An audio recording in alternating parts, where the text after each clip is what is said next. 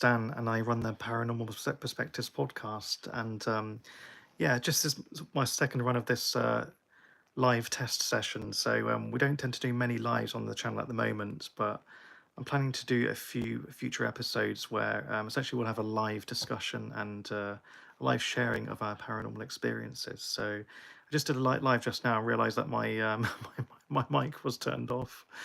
Of course, I mean, why not? This is what the live is for, so we can test and work things out that don't previously work. So yeah, so for anyone that's watching that doesn't know what we do, obviously we're a paranormal podcast, and we don't just simply talk about scary stories and treat it as entertainment, but we also like to understand why these things happen, because we're all about normalizing the conversation about the paranormal.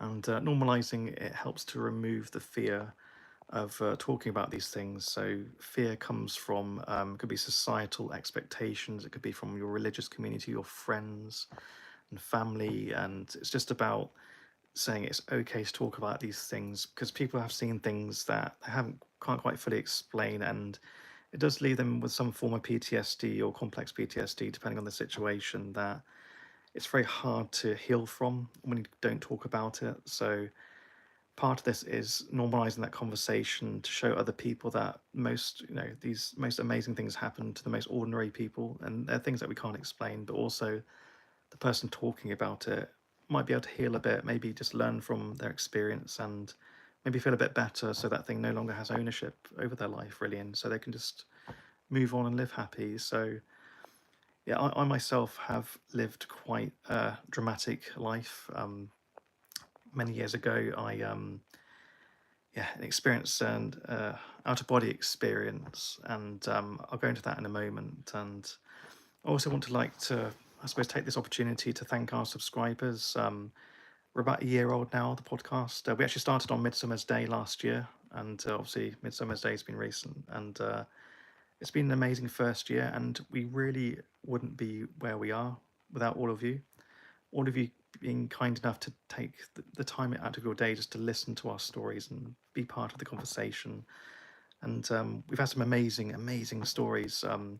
We've spoken to, what did the farmer say when he lost his tractor? Let me guess.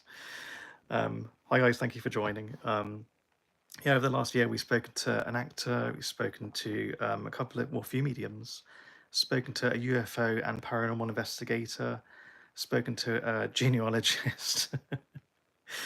We've spoken to office workers, designers like myself. Even my sister's been on one of the episodes, bless her. Like, her having the confidence to do that is amazing. And it just shows, like, the most weirdest things happen for, to anyone, really. Like, I myself, like, was literally catapulted into the world of the paranormal, like, without wanting to be there, quite frankly. Like, I was only about 5 years old at the time when I was hit by a car, and without going into all the gruesome details, I wasn't in a great way. And I had to go through numerous quite serious operations where at some point, I'm not sure exactly it was the first or the third operation though, but I remember just waking up again. My legs were no longer broken. I was able to walk around, and I found myself in the hospital. I explored the different rooms, tried to get the attentions of the different patients, and nobody could see me. And I just kept walking and walking and tried to get the attention of the nurses and the doctors, and nobody could see me. Something just didn't feel right. I kept walking and walking. Eventually, I found myself at the end of this corridor. And at the end of this corridor it's almost like a storage room with round holes in the wall, and it just looked like, I don't know, nothing special, quite frankly. But there was something in this room at the end of this hallway, and I can't explain it. It was just something that was vast and powerful, and it was frightening. It was horrible. Like, I don't know whether it was a manifestation of trauma. So me being a little boy at the time, my little brain trying to understand what had just happened. It's just a characterization of what I'd been feeling at the time. Maybe you could say that. It could also be like the influence of the medication I had at the time to try and keep me alive. But all I knew was I was in that moment in time, and I couldn't escape this creature, whatever it was. And the weirdest thing it was, I looked to see an empty room, but the room was full at the same time. It was almost paradoxical. And it felt like I was like looking into the face of a planet. It was so large and vast and beyond me. And all I wanted was my mum at that time, basically. I just wanted just to get out of there. But whatever happened, I connected with this weird thing. And it kind of showed me the universe. And I know it sounds ridiculous and cheesy and, almost idiotic though, but I can only explain to you what I saw, because I saw different places and different spaces. And I remember even landing in the city that I knew, but a few miles away, in a particular place that I actually kind of discovered in reality a few years later, funnily enough. But I just felt like I had this download of information. It was like I was overwhelmed. Yes, I do live in Eggland. Um, I like that. Um, so yeah, so through this experience, eventually I woke up, and I realized then it was a dream. At least I thought it was. And I realized I was covered in different wires. My legs were in casts, and I had metal pins through my legs to hold my bones together. And it wasn't a pretty sight. Eventually, a few days later, I began to realize that the dream that I had wasn't real. And sorry, excuse me. So the dream that I had actually was real. It was in reality. The reason why I'm saying this is it came to a point where I was well enough where one of the nurses very kindly offered to put me in a wheelchair and take me for a little tour of the hospital. And I thought, this is amazing, great, because I've been stuck in the hospital bed for so long. At that point, my legs were unbinded a little bit so they could move me about a bit more. And and she took me down the hallway, and it shocked me at that point because I realized I've been here before. And at that point, I know now that that was my first time in this physical body exploring the corridors of this hospital.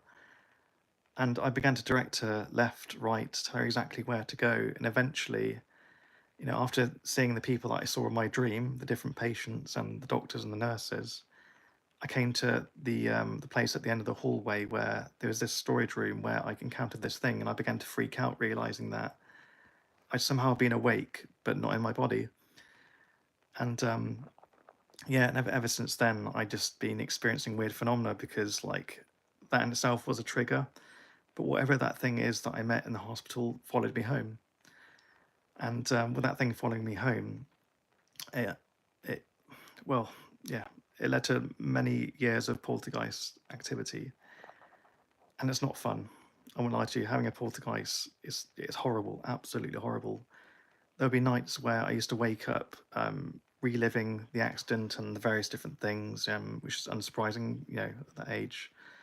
There'd be this creature in my room, this dark man, and it's a creature that I did begin to see at the end of hospital, where this dark, relatively tallish figure with like very dark skin and white glowing eyes used to just watch me, and it followed me for years after, and like I say, into the home that I was living.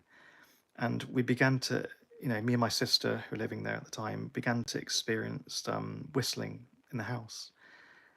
And whistling, we thought it was actually coming from outside the house at first. We assumed, we kind of opened the windows to listen because it was quite loud. And then eventually me and my sister heard at the same time whistling coming from inside the house, and we thought, okay, maybe our mum's just playing a prank on us like she always used to. And we heard it again and again. And at first it was quite shocking, it was quite freaky, we couldn't explain it. I could think that, auditory phenomena could be psychological again. It could just be a trick of the brain. It could just be a surge of energy through the brain at just the right time, which may trigger a hallucination. But the fact that me and my sister experienced it at the same time was weird. But it continued, and eventually we began to get used to it. So we'd hear it about 3 or 4 times a day, and it'd sometimes be right next to your ear and make you jump. It was quite irritating, actually, at times. Eventually, our friends would come over. Did you just whistle? No, no, no, no. Did you just whistle? And we'd all hear it all at the same time. So the fact that multiple different people heard this thing at the same time, so weird, so strange. I don't know if you guys have ever experienced that before. But yeah, it eventually escalated and escalated. So it came to a point when I think one night, sorry, about 3 o'clock in the morning, I was woken up by the sound of a party, and this party was quite jovial, really. Like I could hear laughing, glasses chinking, just things going off. And I opened the window thinking maybe it's a neighbour having a late night party, whatever it might be. But I realised that it wasn't coming in the wind outside the window, isn't like being pulled along by the wind. It didn't sound like it was coming from next door. I kind of turned my ear and it actually sounded like it was coming from the centre of my bedroom. And that scared the life out of me. I went to go and hide under my covers that night. And again, I was still quite young then, really. So I had no idea what was going on. And I just hid under my bed that night, and it lasted, I'll say, about an hour. I may have not got that remember that accurately because I didn't have a clock at the time. I was just so scared, but it felt like it was an hour. It might have been even 10 minutes. Who knows? But either way, like the next night came, and I was worried that the same thing would happen, and eventually it did. It happened about 2 to 3 times a week. So not every single night like clockwork, but quite a few times a week, and I eventually got used to it. And weirdly enough, at times it felt comforting because it almost like was friends were visiting because the conversation was never angry. It was very happy, really, really happy. And yeah, I mean, when it happened, it would wake me up in the night every time. So I was getting very little sleep. I was getting very tired going to school, and nobody knew about it. I wasn't even telling my sister at the time, despite us experiencing the whistling noises. But yeah, eventually, I told my sister about it and said, "Okay, this thing keeps happening every night." And she went, "Oh, I've been experiencing that too. That's been happening in my room, and yeah, it's happening inside my room at around the same time. That's freaky. That was really freaky." And then I thought, okay, well, is the sound traveling from maybe next door? Could they be watching TV and it could be traveling through the air vents into the room? So we did try and cover the air vents. Didn't make a difference. It still was just as loud as before. I tried different ways just to cover anything that may cause sound to come through, but it just kept happening. And yeah, eventually we just learned to live with it. We couldn't really stop it. It wasn't anything, anything bad about it, anything dangerous. It was just the thing that happened in the house that we lived in, of all the many things. And it did gradually escalate over time. And it got to a certain point where one evening I came back. I think I had to come back after school anyway. I had a really hard day, and that evening I was just like defragmenting because I was dealing with a lot of bullying at the time. So you could say, okay, is it psychokinetic energy, or are your emotions feeding into the situation, or again, is it psychological? Who knows? All I know was I was sat on the sofa with the tea table in front of me. My legs weren't on the table, and on the table was this metal bowl, like quite a thick, heavy metal bowl full of little jelly sweets. Um, I think they actually were jelly beans specifically, but I don't know why that's useful to say, but it's not useful. But either way, like my legs were down. I was just watching TV, and it just jumped off the table about 2 to 3 centimeters. Like I saw it like jump and then bang down with a force, and all of a sudden, the jelly beans in this bowl jumped out and shot all over the room, absolutely everywhere. And yeah, that scared the life out of me. I just leapt and I ran out of there, and I could feel like the energy of that room being like electricity, like static, like really, really strong. And just more weird things kept happening. We'd hear footsteps and just your standard sort of spooky house kind of thing. But eventually, it kind of reached the pinnacle where I came back after a very, very heavy day of bullying. Came back home and I thought, okay, I just want to go back to my room and relax now. And I had my hand on the door handle. I just felt like something was off, like gravity pulling me down, and something was on the other side of the door. I kind of felt that in my gut, and I thought, okay, no, it's fine. Don't worry about it. Just go. You're imagining it. I opened the door, and what I saw I can only describe as nighttime. Despite it being the daytime, it's like it was nighttime just in my room. And as I looked, I could see my room, but it felt like a pale imitation of it, like it wasn't quite real. And the room itself was like slowly twisting into a corner. And it's this corner in particular, like, is where I used to hear. Sometimes would hear the party that was in my room, or sometimes voices. It was all focusing on this point where it was almost distorting reality into a particular point. And then, yeah, it was one of the most frightening things I've ever seen. And I leapt and I absolutely ran. I ran out of my bedroom, down the stairs, and straight out the back door, down the street even. And eventually I just had to tell my mum about everything. Like, she knew about a couple of things, but never like the extent of everything. I said to her, like, I need to explain to you everything, told her everything. Like I said, this has to end, like, enough's enough now, it's getting ridiculous. And yeah, also, as well, with me saying these different things, the dark man, will be seen at the house from time to time as well, still. And yeah, shortly after, I would say, but actually, I would say shortly after, maybe like a couple of days later, somebody arrived at our house, and it's been a friend of my mum's. And this friend I'd never met before. I've heard about her, but didn't know much about her. And the first time I saw her, it's like she knew something. And I had this weird feeling. But it's a weird feeling like everything is going to be okay, but I don't know how. Like, I don't know. But what must have happened is, like, maybe my mum spoke to her about the situation, and turns out that she was a medium.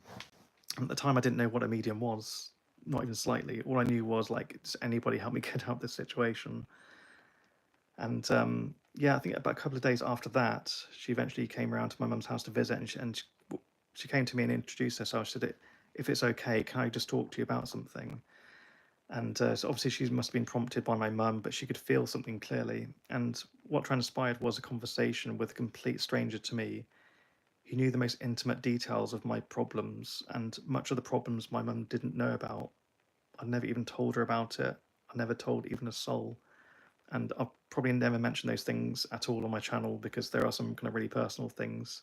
But the fact is, a stranger somehow pulled data out of nowhere and accurately said, fed back what she had learned. And that shocked me, and I felt like I was almost shaking at the time because I was just so almost adrenalized. Like, okay, the reality that I previously knew was beginning to transform into something entirely new. So yeah, she identified this thing that had been affecting us, and she said basically, okay, can you let me deal with it? Enough's enough now. Like, you need to just go on being yourself and living your age. And yeah, and I wanted just to be a kid again. Basically, I was still like a young man at the time. Just wanted just to have fun. Go to school, do my studying, and just live life. So she said, okay, just leave, and I'll deal with it. And I left the property just to maybe. I think maybe she was hoping to separate me from it temporarily. I don't know. And what transpired, I only know through my mum telling me what happened. It seemed to be like she went full on Ghostbusters and had one almighty fight with this horrible creature in my room. And it hissed and insulted. It jumped from one side of the room to the other. It was just a really nasty, nasty little creature. And yeah, and things were being moved around the room. She gave it all of her energy, and she tried her best to separate this trauma demon. Best description. I don't really know if I believe in demons or not, to be honest with you, but it felt like it was. It didn't feel human at all. But yeah, eventually she was able to get it to leave. She identified the exact corner.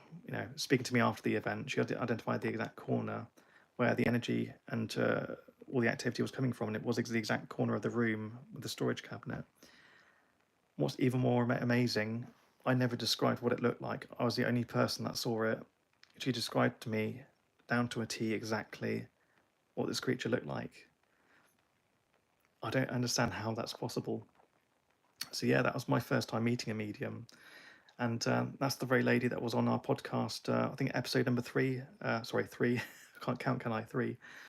Her name is Penny. Amazing medium, an amazing friend. And if I hadn't had met that person, I don't know what my life would be right now, quite frankly. And this is what's so wonderful about mediums. They do have a negative stigma associated with them. But generally, like the real mediums, are just completely selfless. They'll put themselves in danger. They'll use that energy. They'll do everything that they can to do the right thing to help people. And I think they're the kind of people that aren't celebrated enough. There are those who pose as mediums who aren't quite well-intentioned, let's just say. But there are major majority that are wonderful, lovely, kind people. So I'm all for meeting mediums over the years. My kind of co-host, Christina's medium. I think I'm a medium. I've kind of accepted that I am a medium a little while ago, but I've been a reluctant medium because I'm not quite your standard medium. I've like weird abilities that don't quite make sense, but we will have our own little thing. But either way, like there's just those unsung heroes out there that I'll always be grateful for, and yeah, God bless them. So yeah, so this is what our podcast is about. It's about sharing these kind of weird stories. So that's how my story started off. We've had people share their stories on the podcast, whether they're people that live in haunted houses currently who are writing books about it, whether they're people that have experienced first-hand contact with UFOs, also, profound poltergeist activity, experiencing manifestation of voices and faces and levitating objects. We've had people kind of share their kind of almost vibrational, inspirational way of thinking. They're all about kind of changing the world around you, manifesting your own positivity. Even our good old friend John as well, like on I think on episode 2, he's an actor, not a medium himself, not somebody who is a UFO researcher, for example, or a paranormal researcher. He's just somebody who's just living his life, doing his thing. Has also shared his wonderful way of seeing the paranormal from a kind of psychological aspect, or maybe some spiritual as well. It's just all about how you see things, really. So some people may be religious as well, may have a religious explanation. I mean, if that works for you, that works for you. There's nothing wrong with that. So yeah, we have a lot more things on the way with this channel. It's been slowly growing over time, and yeah, it's exciting to see where things are leading. And yeah, and I've began writing this book. I finished writing the book even, in fact, so it's happened so quickly. I wrote this book called Paranormality, which details my first-hand experience, kind of discovering the world of the paranormal through that accident and that horrible creature, but also a number of other profound things that have happened since then. And I think it's going to be available in like March next year, I believe. But the fact that I even wrote a book, it's just, for one, I'm amazed I can even write it at all, but even write well enough for a publisher to want to, to publish a book. But the point is, I'm just another person out there just trying to tell my story and say, I'm no longer scared to talk about these kind of things. It's okay to do this, and I hope it might inspire others to tell their story so they can heal. It's just an amazing world out there, really. And I'm actually working on the second book right now as well. I can't tell you too much about it, so we'll see how the first book goes and is received. But yeah, this podcast is like welcome and open for anybody. Like anybody's welcome to send us a message and say like, hey, I've experienced this either wonderful thing, or sometimes it might be a scary thing, or just something I've just experienced something and I just don't know what it was, what it meant. Tell your story.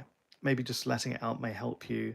Also helps other people, inspire them to go, okay, it's okay to experience these kind of things. Funny enough, the paranormal is normal. That's the thing. As I break down in my book, I break down the word para and normal, so parallel to someone else's defined normal. So who decides what is normal? That's the thing. Like, who decides what is normal? So we spend our lives living within a defined limitation. Okay, this is the known reality. On the other side is the unknown reality. So anything in the unknown reality we describe as paranormal, parallel to our defined normality. So once you remove the barrier of paranormal and just referencing things as paranormal that you don't understand, you begin to move away from simply going, okay, I'm too scared to learn more about this thing. I'm too scared to question, or I can't do that because I might get in trouble, whatever it might be. You begin to approach the world with a much clearer lens, an open lens to learn more about what you don't know, what you don't understand. And that's the thing. So, the paranormal is future normal as well. That's another great way of saying it. It's things are often explained in time, just as many thousands of years ago, the idea of creating fire from nothing was, at the time believed to be only from the gods, and then, through the story of Prometheus, who stole the fire from the gods. Today, we live the life of Prometheus, basically. We can light a fire whenever we want, sometimes to our detriment, really. Who's to say that the experiences that we have now that we can't explain can't be explained in, say, 100 years' time, or maybe in 10 years' time, or in even a year's time? That's the thing. So seeing the paranormal as an opportunity in the future to fully understand the vastness of our universe, it's just an awesome thing, isn't it? So yeah, so I'm going to end this live stream for now because my voice is running out. Thank you for watching, if any of you've watched at all. I'm going to do another test in the future, and eventually this will lead to us having like a live conversation with different people. I'd love to get a load of mediums on one call one day and just share some cool stories, or some paranormal investigators. But also, as well as that, anybody who doesn't believe in the paranormal is welcome as well. Like, it's okay to not believe in it. If you haven't experienced it yourself and have questions about it and are just a bit unsure about it, it's okay to ask about it. It's all fine. So that's the thing. I understand why people don't believe in certain things. It's like, you make a claim. Okay, can you prove to me that claim is real? No, I can't, because this thing is quite hard to kind of prove in some way or form. Okay, I don't believe you yet. That's okay. I mean, it's quite a reasonable response, isn't it? So, I mean, I'd love people to join us in the future who maybe don't believe, maybe want to ask some questions about it and also show their point of view. Okay, this is why I don't believe in these kind of things. Everybody's welcome. It's okay. Everybody has a free mind and is welcome to describe things in the best way that they can, so we can learn from each other. We all have things to share from each other. So, yeah, I'll stop babbling and hope you guys have a wonderful night, day, evening, wherever you are in the world. Stay tuned. We have some more episodes on the way. Make sure you subscribe and like, 'cause we need whatever help we can get to help us to grow a bit more. And eventually, like, I really hope, I don't ever want to make any money from this channel though, but I'd love to get to a certain point where we have a big enough following that every now and again we'll change charities. So at the moment, I have a Macmillan Cancer Support as a charity donator. So if anybody does want to give to the channel, please just donate to that charity. We don't want any money. So if what we do also helps people who are still living and going through their time of need, if we can help out that way too, then let's do that. But Macmillan are kind of quite close to my heart because people in my family have suffered with cancer, and Macmillan have helped the last few weeks of family members in particular that have meant the world to me, and they've just been completely selfless, wonderful people, and they deserve all the help that they can get. So we're pretty much all about helping the living, the dying, and the dead, I suppose.